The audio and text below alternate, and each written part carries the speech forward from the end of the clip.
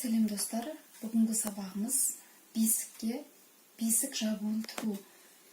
Бесік жабуын тігу үшін біз алдымен бесіктің өлшемін алып аламыз. Ол үшін бізге бесіктің өзі қажет, және де қажетті маталар қажет, сантиметрлік лента қажет, және бізге тігін машинасы, одан бөлек көмекші құралдар, қайшы, жіп, сынды тағы да басқа заттар қажет болады. Енді үйлеріңіздегі бесіктің размерін, өлшемін қалай алу керек екенін көрсетемін. Ең алдымен үйдегі бесігімізді сантиметрлік лентамен ұзындығын өлшейміз бесіктің. Сыртқы жабуын тігу үшін біздің бесігіміздің ұзындығы 87. Осыны қағазға түсіріп алыңыздар. Бесіктің ұзындығы 87. Енді біз бесіктің жиегінің өлшемін аламыз. Жиегінің өлшемін алу үшін бесіктің табанынан келесі табанына дейін өлшейміз. Сол кезде бізде 142 сантиметр шықты. Енді біз матаға пішуді бастаймыз. Бізге матаға пішу үшін біз бесіктің ұзындығын алған кезде бесіктің тура ортасынан бөліп аламыз. Бесіктің ұзындығын, яғни бағана бізде 87 шыққан болатын, осының ортасынан 87-ге тағы да 2 сантиметр қосып өлшейсіздер. Сол кезде бесіктің тура ортасын белгілеп аласыздар. Мата бір-біріне былай қапсырылып жабысу керек, бесіктің жабуы. Енді сіздерге пішу үшін оңай жолын түсіндірейін. Бізде бесіктің жиегін бесіктің ұзындығына қосқан кезде бізде былай доғал болып келеді. Бесіктің жиегі сол кезде бізге қиындыға келеді. Сол үшін сіздерге оңай әдісі кардонға бесіктің жиегінің лекаласын сызып алуды ұсынамын. Кардонға немесе үлкен бір қағаз, газет болсын. Негізі кардон өте қолайлы болады. Осылай доғал жерін түсіріп аласыздар. Жай ғана осы жері керек бізге. Әрі қарай біз матаның өлшемін ала береміз. Бізге осы жері қажет. Және де келесі өлшемді бесіктің биіктігі қажет бізге. Осыны өлшеп аламыз. Өте түсірудің қажеті жоқ. Біз 62 етіп аламыз. Енді бізге бесіктің жиегінің ені, мына жері қажет. Мына өлшем және де мына өлшем қажет. Осыны өлшеп аламыз. Бұл жер бізде 40 сантиметр. Достар, енді біз бесіктің барлық керекті өлшемдерін алып болдық. Енді бесік жабуын тігу үшін сіздерге қайта түсіндіріп өтемін. Керек өлшемдерді осылай қағазға түсіріп алыңыздар. Бірінші, бесік ұзындығы. Біз 87 етіп алдық. Екінші, бесік жиегінің ұзындығы 142. Бесіктің биіктігі 62. Бесіктің жиегінің ені 40 сантиметр. Және біз бесік жиегінің ұзындығын тігу үшін арнайы лекала сызып алдық кардонға. Енді бесіктің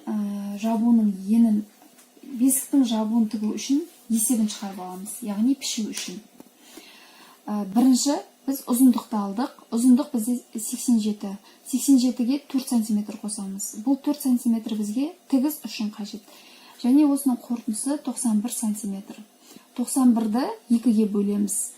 2-ге бөлу деген сөз біздің жабуымыз екі жаққа ашылып, екі жаққа жабылатын болғандықтан 2-ге бөлеміз. Сол кезде тең 45 сантиметр болады. Бізге керекті өлшем осы 45 сантиметр. Ортасынан кесіп пішіп аламыз. 45 сантиметрді белгілеп. Енді бесік жиегі бізде 142 сантиметр. Осыған біз 2 сантиметр қосып 144 сантиметр етіп өлшеп пішіп аламыз. Ортасын белгілеп қоямыз. лекала бойынша пішіп алуымыз қажет. Бесіктің жиегін, дөңес бөлігі бізге маңызды. Және де бесіктің биіктігі 62 сантиметр. Оған 2 сантиметр қосамыз тігіс үшін. Сол кезде 64 сантиметр. Енді бесіктің ені, яғни жиек ені 40 сантиметр. Оған 2 қосамыз, тең болады 42. Бізге барлық қажетті өлшем осы. Енді осы өлшем бойынша біз бесіктің жабуын тігіп шығатын боламыз. Біз енді пішуге кірісеміз. Пішуге кірісу үшін бізге сантиметрлік лента қажет, міндетті түрде. Және де біздің шығарып алған есебіміз қажет. Ең алдымен мен сіздерге бағана сызған лекаламен бесіктің жиегін пішіп алуды көрсетемін. Бізде ең маңыздысы осы жерді піше алсаңыздар, дұрыс пішіп тіге алсаңыздар, бізде бесіктің жабуы дұрыс шығатын болады. Осы жер шамалы қиындық туғызады, осы жерді дұрыстап жасап алсақ болды. Енді біз бағана тек жартысын сызып алған едік, дөңес жерін.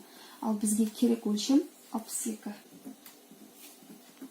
Біз өзімізге ыңғайлы ручкамен немесе бормен сызып отырамыз. Енді бесіктің жиегінің ені бізде 40 сантиметр болды. Соған 2 сантиметр қостық, міне 42. Мына бастан мына басты белгілеп сызып шығамыз.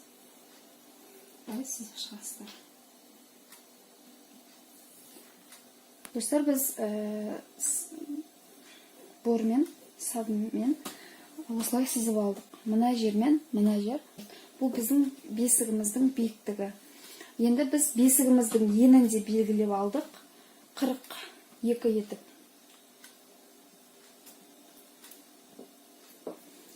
Біз лекаламызды қоямыз басқа жағына, бастапқы белгілеп алған жерімізге. Осы лекаламызбен дөңес етіп сызамыз. Барлық жерлерін сызып шығамыз. Бұл біздің дайын лекаламыз. Және де осыған біз енді мына бетінен 1 сантиметр, мына бетінен 1 сантиметр қосып, дайын тігісімізге дайын матаны пішіп аламыз.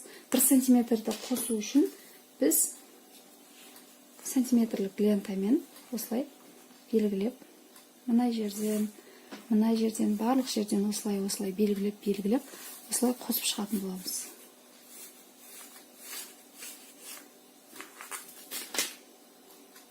Осы жердің барлығын осылай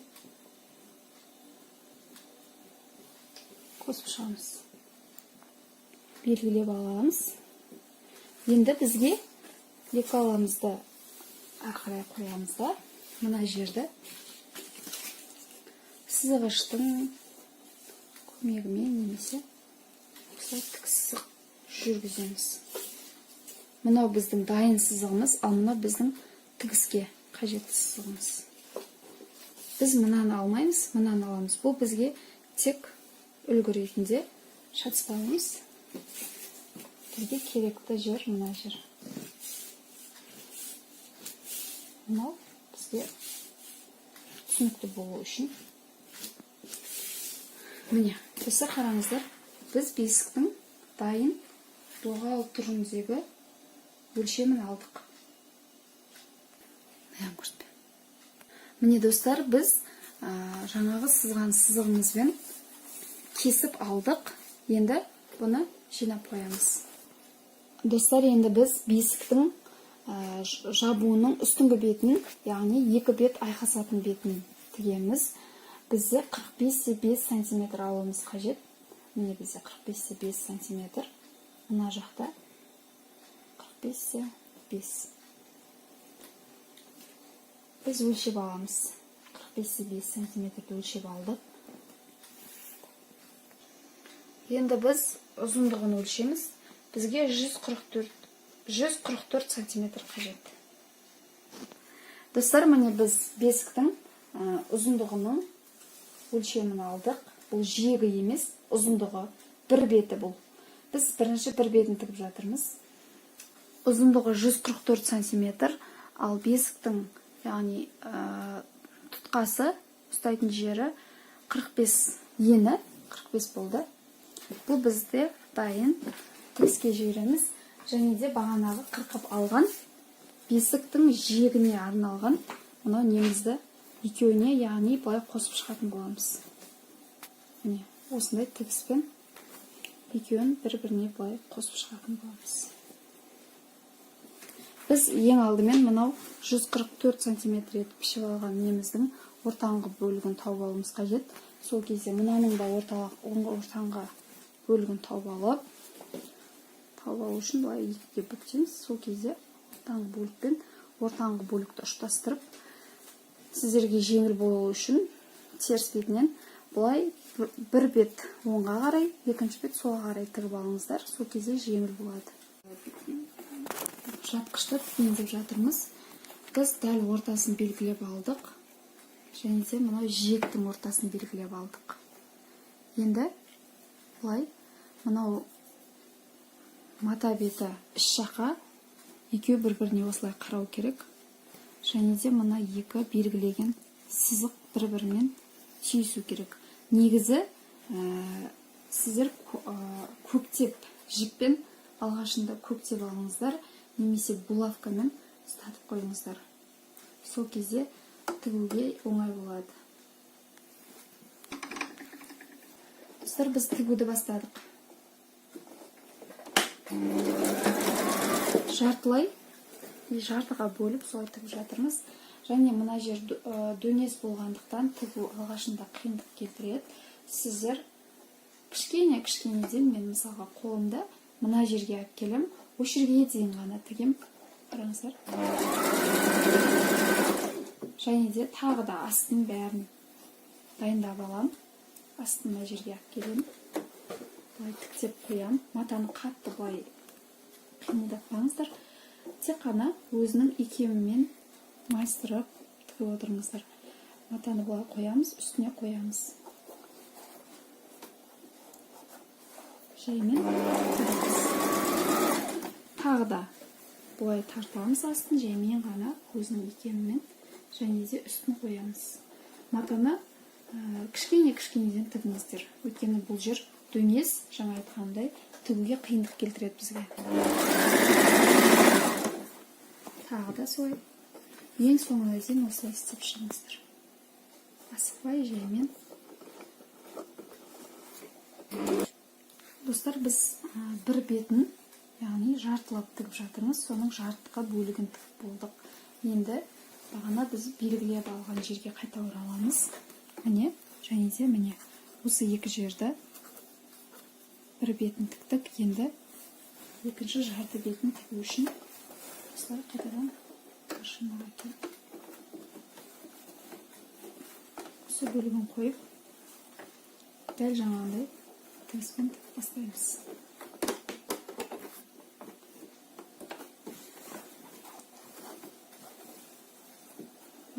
Астыңғы бөлікті осылай тік жатқызамыз. Бұл дөңес, бірақ сіздер осылай машинаға ыңғайлап қоясыздар. Және үстіне үстіңгі бөлікті қоямыз. Енді машинаның лапкасын туралап қоямыз.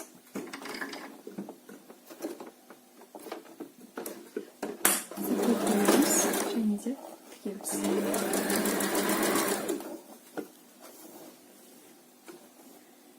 Әр кішкене тігістен соң тоқтаймыз. Матаны дұрыстап ретке келтіреміз. Тігеміз. Кішкене тігеміз, тоқтаймыз. Матаны ретке келтіреміз, тігеміз. Осылай жалғастыра береміз.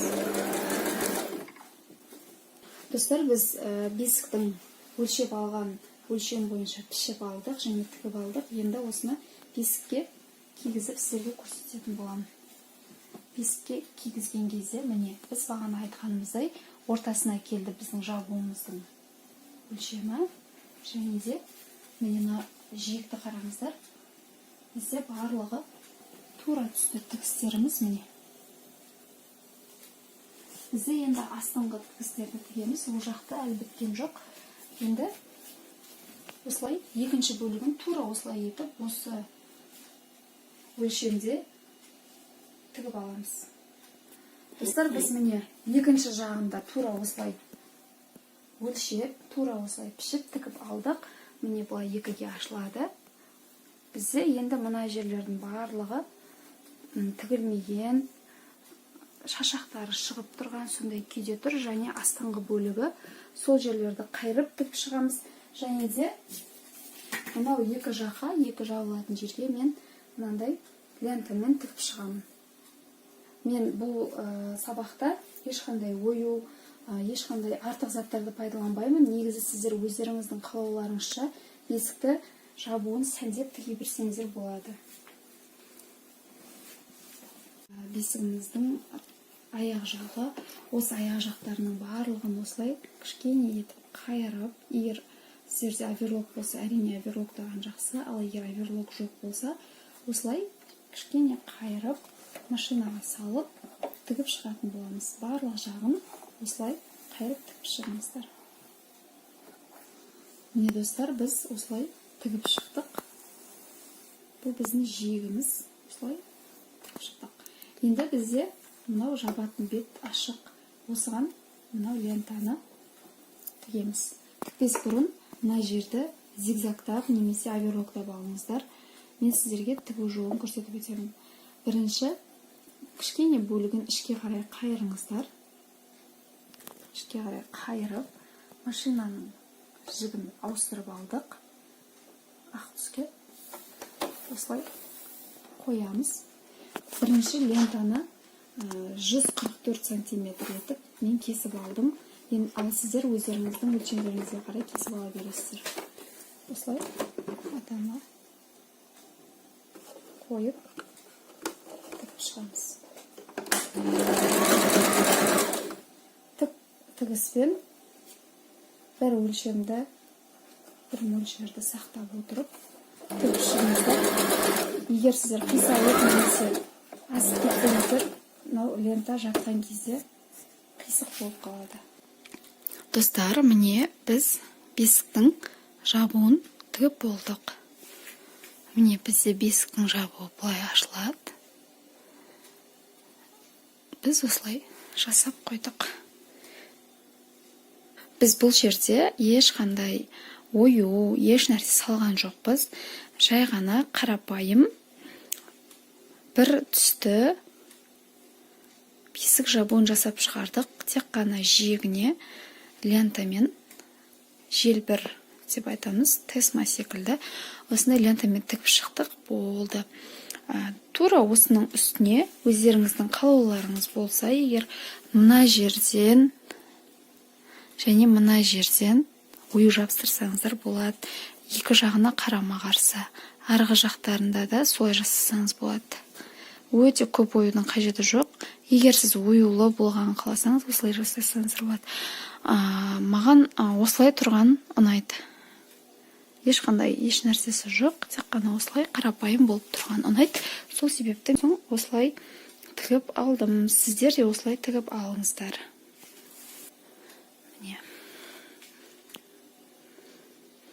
Қыздар, сіздерге сәттілік, ерінбеңіздер, осыны жасап шығарыңыздар.